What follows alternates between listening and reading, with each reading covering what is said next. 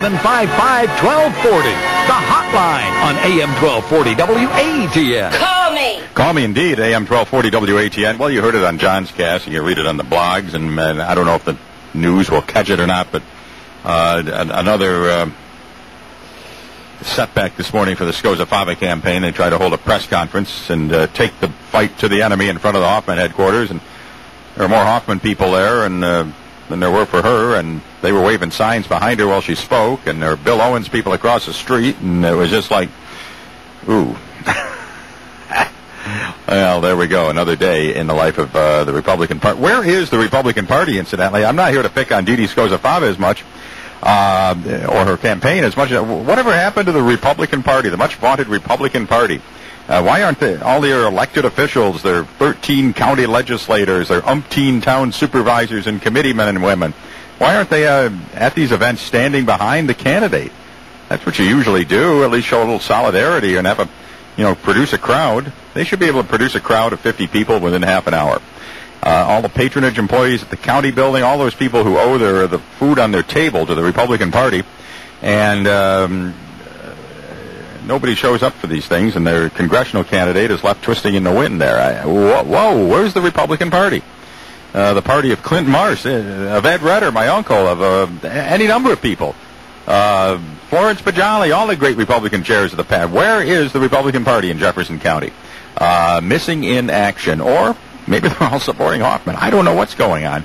But there's a sea change occurring in this congressional race, and Washington Post reported yesterday that both insiders in both parties report that polling now shows the Republican candidate Scosa Fava in third place, and it's just brutal what's going on. And of course that dust up the other night over at Lowville, the problem this morning, the visual faux pas,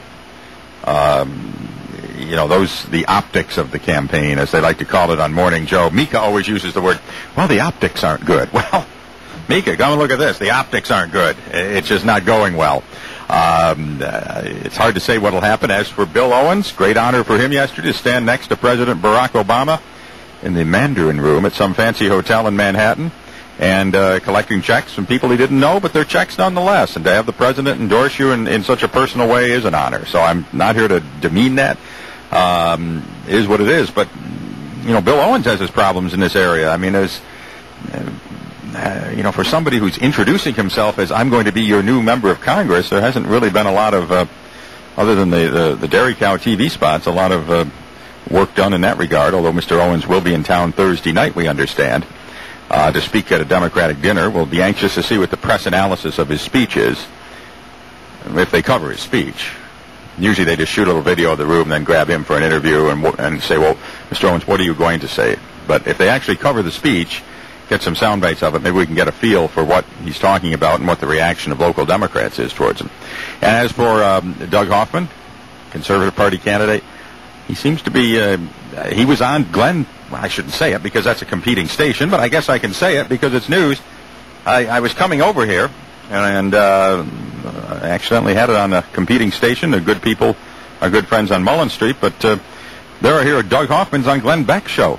At the end of the interview, Beck says, oh, yeah, great job, Doug. We're going to have you on the TV show tomorrow. Means he'll be on the Fox News channel tomorrow. On Cavuto, they were talking about it yesterday, the whole Lowville incident. It's getting a lot of national play. The Obama Mania media over at MSNBC, they don't, even though it's the only congressional race in the country, they don't seem focused in at it. I thought they'd be salivating at this race, because this is just what they want, a Republican Party that should go with the liberal centrist, but instead panders to the Tea Partiers and the wacky right, and a good, sensible blue dog Democrat. It's just the kind of narrative that Chris Matthews and Olbermann would love, but I haven't heard much on there yet. Maybe they'll start talking about it soon. Nonetheless, our race is getting covered more nationally than it often does locally, and the event this morning was just covered by local reporters. As far as what else is going on, Dick Armey's in town tomorrow, former House Majority Leader. Is that a big deal or not? I mean, Mr. Armey was well known in his day, back when the Hammer was in charge over there, Tom DeLay and Newt Gingrich was Speaker and all. But isn't he like yesterday's news? I guess maybe he's still a voice for conservatism in the Republican Party, so his appearance will provide some news hook. I guess that's what you want. And meanwhile, Ms. Skozafava has Senator Susan Collins coming into town on Saturday from Maine. So we don't know what the Owens campaign has going. But if I were them, I'd just lay low. I'd find a nice Dick Cheney underground bunker or something and just lay low till Election Day and let the fight go on around you. That type of thing. So, anyway, 755-1240 is the phone number if you'd like to give us a call to be on the hotline. What do you think of all the recent events? Any thoughts on it? Should there be more debates? Are we being sold a pig in a poke? Or is it just one of these things where you just vote for you're voting for the party, not the individual, because you just trust that the party's putting up someone you'd like? Is that what this is all about? Or should you hear from these people? Should you weigh them against one another? Now, most people know Skozafava somewhat, although the other two aren't as well known. But should we get to know him through debates and forums and long-form interviews on shows like this, or extended interview pieces in the newspapers, or candidate profiles and all of that? Should there be more written and said? And should the candidates cooperate? Or are those debates just phony nonsense? They're just used by the person who's behind to try to take a cheap shot at the front runner, and why would you expose yourself to that? And better you should have your debates like that phony one down in Syracuse where they closed studio and they're taping it and airing it 4 days later, and there's no, that's what we want. Well, what would you want? What do you think's important? Or doesn't it really matter? I mean, we don't get to pick a congressperson very often, but what do you think? Good afternoon, hotline. Oh, hey, how you doing? The thing about the debates, I'm sure you probably picked this up on Newzjunky. Doug Hoffman offered to have like 3 separate, I think it was 3 separate. 5, I believe. 5, okay, thank you. That was... And offered to pay for the venue. So for her to come in and say, I'm ready to debate you now. Well, right. What we're talking about is that period prior to the when the Republican county chairs had their grand anointing ceremony in Potsdam. And at that point, there was no need. Well, I mean, if you think you got it in the bag, you're not going to debate people who are not considered contenders, yeah. So she's feeling a little threatened, as she well should. The other thing, with her ties to Acorn, and I'm sure you read the New York Post, and they cover Acorn quite extensively. And that data services, field services? Yeah, that's the... profit, or is it the nonprofit or profit? Now, that's the for-profit arm of the Working Families, or Acorn. Exactly.